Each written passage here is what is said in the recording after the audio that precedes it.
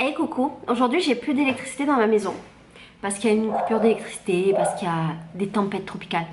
Et du coup je me suis dit, si je faisais une vidéo à la bougie. Donc j'ai pris une bougie, j'ai allumé ma caméra et le thème de la vidéo d'aujourd'hui sera les 10 éco-gestes dans la maison. Et avec comme spécificité de parler du salon, ça tombe bien, je suis dans un salon et j'ai pas d'électricité.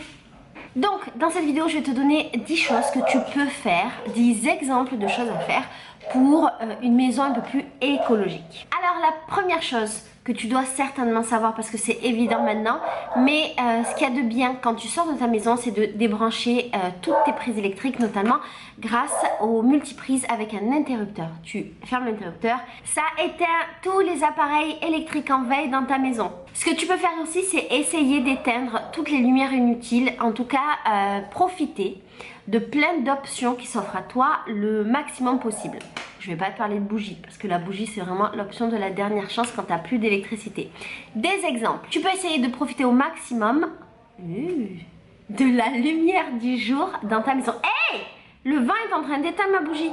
Tu peux donc essayer de profiter au maximum de la lumière du jour chez toi. Tu peux également essayer d'adapter les pièces de ta maison en fonction de la luminosité. Par exemple, si tu as un bureau, tu peux le mettre vers la fenêtre pour pouvoir bénéficier le plus longtemps possible de la lumière naturelle et ne pas avoir besoin d'allumer la lumière électrique. Si tu peux aussi avoir chez toi les murs les plus clairs possibles pour également profiter de la lumière naturelle au maximum. Une autre idée pour profiter de la lumière, c'est essayer d'avoir les rideaux les plus fins possibles, parce que si tu as des rideaux qui sont super épais, la lumière ne va pas rentrer. Un truc auquel on ne pense pas, c'est dépoussiérer ses ampoules. Quand on dépoussière ses ampoules, on gagne jusqu'à 40% de luminosité en plus. Un truc que tu peux faire aussi, c'est utiliser des lumières à basse consommation. Elles vont consommer 5 fois moins et vont durer 10 fois plus longtemps. Et tu peux également utiliser des LED parce que les LED ça dure vraiment longtemps, c'est increvable, mais c'est un peu plus cher. Un truc qu'on fait beaucoup au Brésil et je pense que ça marcherait aussi en France, c'est qu'on enlève des prises tous les appareils de la maison, notamment les lampes, les trucs comme ça pour la journée, parce qu'en fait quand elles sont branchées, même si elles sont éteintes, elles consomment toujours. De même pour tout ce qui est chargeur d'ordinateur et chargeur de téléphone portable, on a tendance à les laisser sur les prises pour pouvoir les utiliser plus facilement, mais en fait ça consomme et puis en plus ça abîme les appareils. Un autre geste écolo en parlant des appareils électriques, c'est d'essayer de limiter le changement, de ne pas prendre de choses parce que c'est plus technologique, c'est plus récent, machin, parce que ça crée beaucoup de déchets. Un autre geste pour la maison, quand on veut la désodoriser, plutôt que d'utiliser des pchits et compagnie, des trucs qui créent des déchets, qui sont pas très bons pour notre santé, eh bien on peut utiliser par exemple du papier d'Arménie qui est très sain et qui va assainir la pièce. On peut également utiliser des encens par exemple. Si on peut, l'idéal c'est de ne pas utiliser de climatiseur, et je te parle en connaissance de cause parce que j'habite dans un pays très chaud où les températures montent jusqu'à 50 et quelques en ressenti.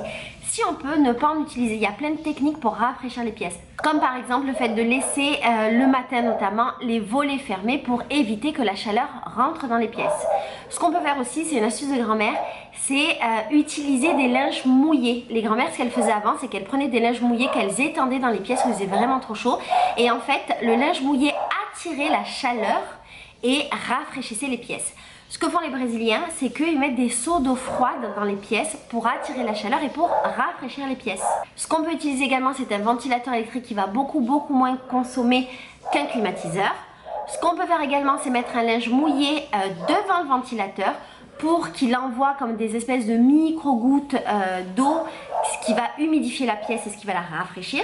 On peut également se pchiter régulièrement avec de l'eau. Par exemple, ici au Brésil, ce qu'on utilise, c'est les pchites qu'on met sur des petites bouteilles d'eau et on a nos pchites comme ça coûte absolument rien et ça permet de rester frais. Plutôt que d'utiliser les sprays, genre Evian, en bouteille, qui vont créer des déchets. Ce qu'on peut faire également, dans la limite du raisonnable, c'est arroser les plantes et les terrasses parce que ça va aussi rafraîchir l'environnement autour de la maison et dans la maison. Une autre idée pour un salon plus écolo, c'est d'utiliser des plantes dépolluantes, ce qui va permettre d'assainir les pièces de manière naturelle. Ça va humidifier, dépolluer et surtout absorber les substances chimiques de la maison. Une autre idée, c'est de ne pas utiliser des bougies chimiques et des bougies parfumées parce qu'en fait, c'est elles qui vont apporter des éléments chimiques et potentiellement toxiques, en tout cas avec des perturbateurs endocriniens dans nos maisons. Et pour terminer, une idée, quand on veut justement que la maison sente bon, utiliser des encens naturels comme par exemple la sauge, plutôt que des encens industriels qui sont remplis de produits chimiques. Voilà, c'était 10 petits éco-gestes pour la maison. J'espère que ça t'aura donné des idées. Je vais te faire la même chose pour d'autres pièces. Donc, je te dis à bientôt pour une nouvelle vidéo qui, j'espère, ne sera pas à la bougie parce que j'espère que mon électricité sera revenue. Bisous, bisous, ciao.